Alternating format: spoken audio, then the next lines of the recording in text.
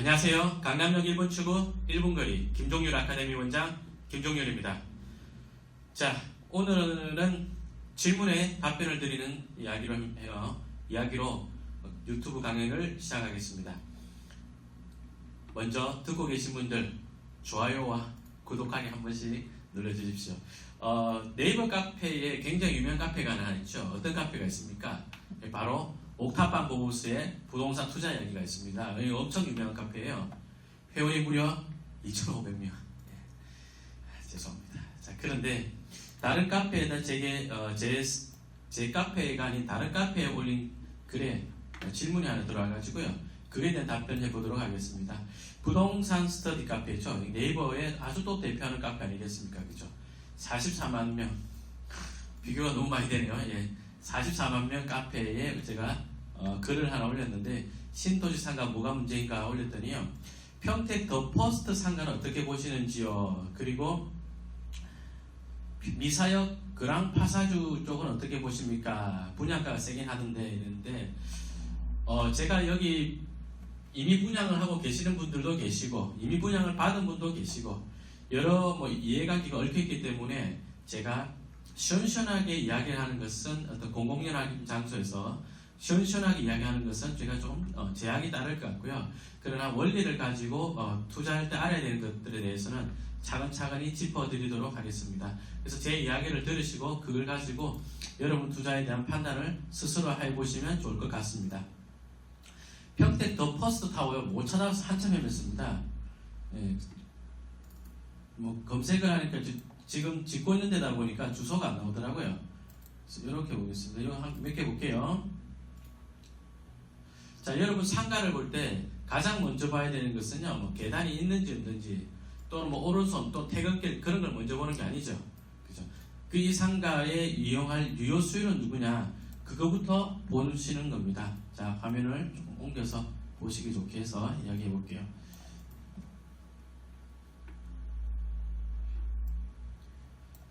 LG 디지털파크, 진이 LG전자, 계열사 및 협력업체, 최고의 입지에서 누리는 최상의 미래 비전 나와 있네요. 조금만 더 조정을 해가지고 여러분 보시기 좋게 해보겠습니다. 자, 지금 이 자리가 평택 더 퍼스트 타워라는 상가 건물이 지어지는 자리인데요. 어떻습니까? LG 디지털파크, 그리고 진이 일반 산업단지, LG2 산업단지, 그리고 이 주변에 어떤 시설물들이 있는데요. 자, 그러면 여기에 상가 건물이 지어진다면, 또는 여기에 상가가 들어선다면 누가 와서 이용을 할 것 같습니까?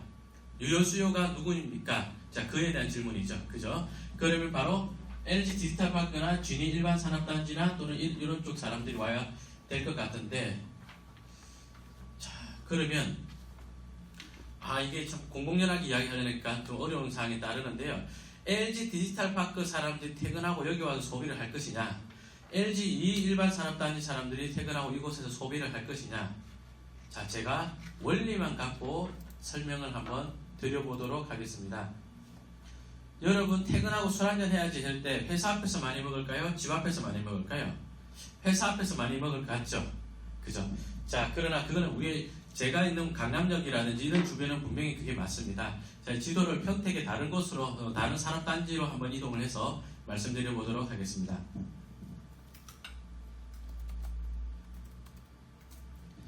평택의 포승산업단지라고 있죠, 그죠? 여기 가보면 산업단지가 굉장히 넓게 형성되어 있습니다. 이렇게 보시면요, 이게 전부 산업단지입니다. 로드뷰 한번 볼까요?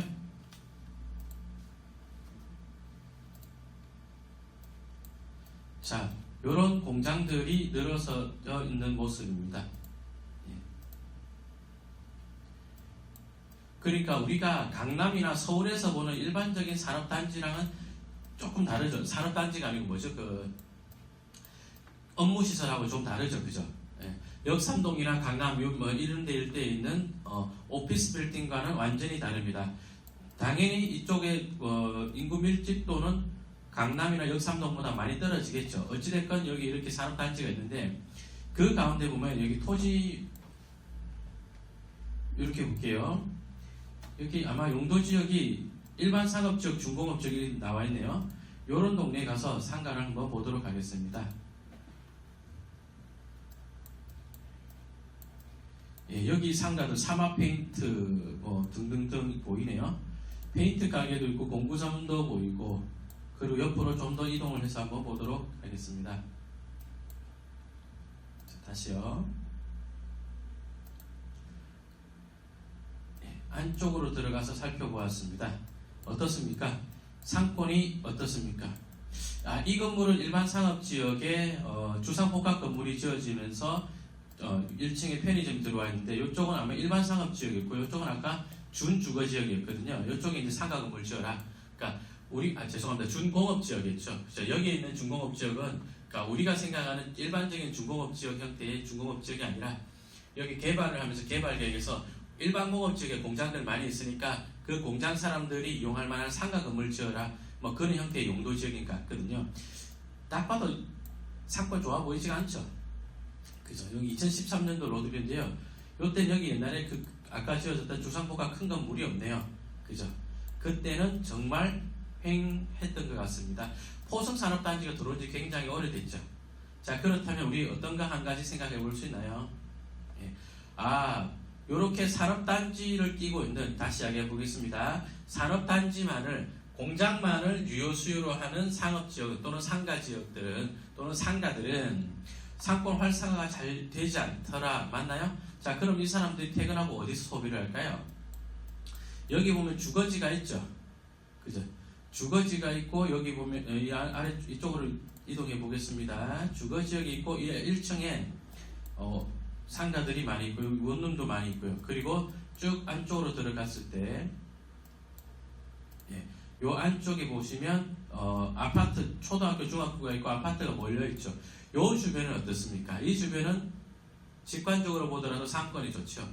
제가 평택시 점포개발 담당을 했던 사람으로서 이 지역의 편의점 매출을 거의 다 알고 있습니다. 거의 다 알고 있습니다. 그렇기 때문에 상권이 지금 말씀드린, 조금 전에 비교를 드렸던, 그러니까 다시 요약을 하자면요, 여기에 근무하는 직장인들이 거주하는 곳 앞에 상가는 편의점도 매출이 굉장히 좋고 상권이 굉장히 활성화되어 있습니다. 그러나 배우 유효 수요가 공장밖에 없고요. 그 공장 사람들이 이른바 퇴근하고 소비할 것 같은, 여기서 한 잔 먹고 집으로 갈 것 같은 이런 동네는 일반적으로 상권 활성화가 잘 되지 않더라. 그것이 저의 경험치입니다. 자, 그렇다면 여러분들 스스로 판단해 보시길 바랍니다. 여기 LG 디지털 파크라든지 LG 일반 산업단지 사람들이요, 퇴근하고 과연 이런 데서 소비를 할 것이냐. 물론 이 안에 여기 있는 시설물에서요, 인구가 한 1만 명 이상이 된다면 그 앞에 그 자체로도 유효 수요가 되기 때문에 그 정도라면 또 상권이 활성화될 가능성도 없는 것은 아닙니다. 그러나 제가 여기 LG 디지털 파크라든지 LG 일반 산업단지 근무인이 얼마나 되는지를 잘 모르겠습니다. 거기까지 제가 조사를 하지 않았거든요. G2 일반 산업단지 이런 데도 마찬가지입니다. 만약에 이런데 생산시설만 많고 인구는 근무인은 많지 않다면, 그렇다면 이 사람들이 이 주변에서 주거를 한다 했을 때, 이 주변에 주거를 할 때 그때 이런 데 상가 매출이 많이 일어날 것 같고요. 만약에 그렇지 않다면 글쎄요, 장사하기가 만만한 자리는 아닐 수 있다. 두 가지 원리를 갖고 말씀을 드려봤고요. 그리고 이거 보니까 퍼스트 타워 지식산업센터는 돼 있죠. 지식산업센터가 뭐죠? 옛날 말로 하면 아파트 공장입니다. 지식산업센터는 그러면 이렇게 생각할 수도 있겠다. 그죠? 이 건물 1층에 있는 상가는 그러면 주변에 있는 LG 산업단지 사람들도 생각할 수 있겠고, 유효 수요로 생각할 수 있겠고, 그리고 여기 있는 이 건물 내에 근무하는 사람들 또는 주거로 있는 사람들도 유효 수요를 볼 수 있겠죠. 자, 그렇다면 이 사람들이 얼마나 될까요? 아파트 공장 또는 지식산업센터는요, 10평당 연면적 기준입니다. 지식산업센터는요, 연면적 기준으로 10평당 1명 근무합니다. 꼭 그런 건 아닌데요. 제가 현업에서 점포개발 담당을 할 때, 그때 이제 아파트형 공장이라는 것이 처음 생겨났습니다. 1층에 편의점을 입점시키려고 하는데 매출 예측을 하고 있는데 도저히 이게 매출이 얼마나 일어난다 예측하기 어렵습니다. 그래서 제가 의왕에 있는 것부터 시작해가지고 여러 개의 아파트형 공장을 몇 개의 아파트형 공장을 전수조사를 해보았습니다. 그랬더니요 신기하게도 거의 다 그러더라고요. 연면적 기준으로 10평당 1명 근무하더라고요. 편의점 기준으로 말씀드리자면 한 명당 하루 매출을 1,000원 이렇게 줬습니다. 자, 그렇다면 질문 드려보겠습니다. 아파트 편의점이 예를 들어서 하루 매출이 200만 원이 나오려면 몇 명 근무해야 되나요? 예, 2,000명 근무해야 되겠죠. 여백에다가 좀 써보겠습니다. 자, 연면적 10평당 1명 근무하는데 한 명당 편의점 매출은 얼마요? 1매출은 1,000원이었어요. 그죠? 그렇다면 자, 하루에 200만 원을 팔려면요. 200만 원을 팔려면 그러면 1,000원 곱하기 몇 명입니까? 2,000명이죠. 2,000명이 되려면 얼마예요? 2,000명이 되려면 연면적은 2만 평이 되어야 됩니다. 제가 어떤 이야기를 하는 거냐면요. 아파트형 공장이 외부 수요가 적다면 자체 유효 수요를 먹고 살아야 되거든요. 그러려면 아파트형 공장이 한 2만 평 정도는 되어야 편의점이 1매출 200만 원 정도 나오는 점포를 만들 수가 있습니다. 그리고 나서 외부 수요가 좀 더 받쳐준다면 이보다 더 좋은 매출이 나올 수도 있겠죠. 그죠? 이렇게 보시면 되겠습니다. 자, 그러면 질문 주신 분께서 직접 주관적으로 판단해 보십시오. 더 퍼스트 타워 지식산업센터가 연면적이 몇 평짜리인지, 그리고 LG전자 사람들이 또는 그 주변에 있는 산업단지 사람들이 입점한 인구가 얼마나 될 것이고, 그리고 그 사람들이 그 주변에 주거지로 또는 퇴근하고 머물 곳이 있다면 지금 같은 상권을 이용을 할 것인데 그럴 것인지 안 그럴 것인지 스스로 결론을 내어보시길 바라겠습니다. 저는 원론적인 것은 많이 말씀드린 것 같고요. 그리고 하나 더 질문 온 것에 대해서 말씀드려보도록 하겠습니다. 좋은 글이에요. 이런 말도 있네요. 예, 저도 그렇게 생각을 합니다. 잠깐만요. 질문이 되게 많네요. 여기까지만 오늘 이야기하겠습니다. 미사역 그랑파사주 쪽은 어떻게 보십니까? 미사역 그랑파사주 제가 찾았습니다.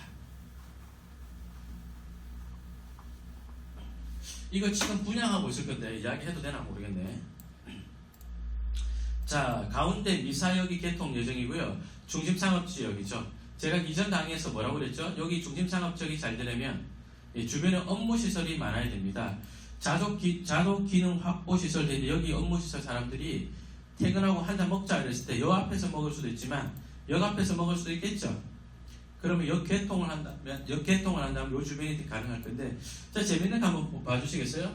가운데 전철역 이렇게 노선이 지나가죠. 그러면 아래쪽에 있는 지식산업센터 같은 게 있었는데요. 그러니까 이쪽 근무인 직장인들이 전철을 건너가서 이쪽에서도 먹을까요? 제가 볼 때는 전철이 상당히 심리적 저항성이 될 것 같아요. 다시 이야기해보자면요. 이쪽에서 굳이 건너가지 않더라도 이 사람들이 자, 한잔 해야지 삼겹살집 가겠죠. 횟집 가겠죠. 치킨집 가겠죠. 노래방 가겠죠. 다 있을 거란 말이에요. 굳이 넘어갈 필요가 있을까? 그런 생각이 하나 들고, 그렇다면 또 어느 쪽 사람들이 와줘야 되느냐?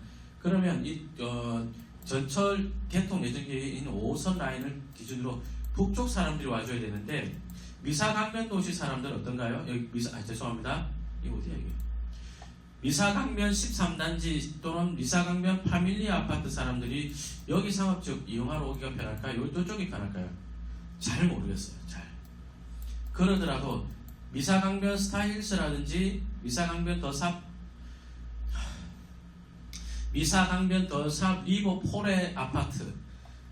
어렵네. 예, 어쨌든 이런 아파트들은 요 아래쪽에 있는 상업지역 또는 여기 상가지역을 이용할 것 같거든요. 그렇다면 여기 중심상업지역 미사 그랑파사 쪽이 올 유효수요가 그렇게 많아 보이지는 않습니다. 그러나 전철이 있기 때문에 전철을 타기 위해서 오는 사람들은 많이 있겠죠. 그죠? 그러나 여러분 신도시 상가를 볼 때 특히 주의해야 될 것이 역 앞에 또는 역을 끼고 역 주변에 유효 수요가 많지 않고요. 역을 이용하러 올 사람들이 멀리서부터 오는 자리다. 그런데 상권 활성화가 생각보다 우리가 갖고 있는 기대치보다 또는 분양하시는 분들이 갖고 있는 기대치보다 높은 경우를 거의 보지 못했습니다. 그 이전 동영상 보시면 충분히 참고가 되실 겁니다. 특히 신도시 같은 경우는 제가 답변을 드리기가 굉장히 편한 게 현업에서 점포개발이라는 업무를 하면서 신도시가 어디가 잘 되고 어떤 형태의 모양이 어떤 모양이 잘 되고 어떤 모양이 안 되고 이런 거 많이 봤거든요. 그 이전 동영상 한번 보십시오. 남양주 호평동에 역 앞에 있는 상업지역 제가 잘 된다는 데 있었거든요. 거기는 그 상권을 먹여 살린 유효수요랑 역세권 상가들이 딱 붙어 있거든요. 그런 데는 괜찮은데 제가 볼 땐 여기 조금 떨어진 느낌이 들어서 예를 들어서 하남종합운동장이라든지 보조경기장 이런 게 있는데 이게 유효수요를 큰 시설을 할 것이냐 또는 북쪽에 있는 이게 미사 프루지오시티 이게 아마 주상복합 오피스텔 같은 것 같은데 얘네들 유효수요가 많다면 모르겠는데 조금 적다면 위험할 수도 있는 상가입니다. 여러분들께서 질문 주신 분께서요 이 북쪽의 유효수요가 지금 여기 이 상가 지역 여기 질문 주신 상가에 이용하러 올 때 다시요 전철 타러 오는 것이 아니라 그냥 일반적인 상가 이용하러 올 때도 이용하러 올 것이냐 쉽게 말하면 애들 학원 보내고 그 커피숍 가고 마트 가고 할 때도 여기 이로 올 것이냐 그리고 그 숫자가 얼마나 될 것이냐 거기에 따라서 이 상업지의 가치가 갈린다 또는 죄송합니다 이 상가 건물의 가치가 갈린다라고 할 수 있겠습니다. 그리고 제가 지금 지도만 보고 또는 이 주변에 입점인 게 어떤 것들이 있는지 확인하지 않았습니다. 이 주변은 만약에 큰 업무 시설이 들어선다면 요건 주김상가로서 또는 역세권 상가로서 성공할 가능성도 있습니다. 그러나 만약에 그렇지 않고 조금 이격되어 있는 주거지가 주된 유효수요가 된다면 조금 기대치보다는 좀 어려운 상가일 수도 있습니다. 질문 주신 글이요 분양가가 비싸다라고 하는데 비싸다가 얼마인지를 모르기 때문에 그 돈값을 한다 안 한다 또는요 도면을 펴놓고 어떤 상가는 괜찮고 어떤 건 나쁘다 그렇게까지는 디테일하게 말씀을 드릴 수가 없을 것 같습니다. 자 이번 강의 여기까지 하겠습니다. 좋아요와 구독하기 많이 눌러주십시오. 감사합니다.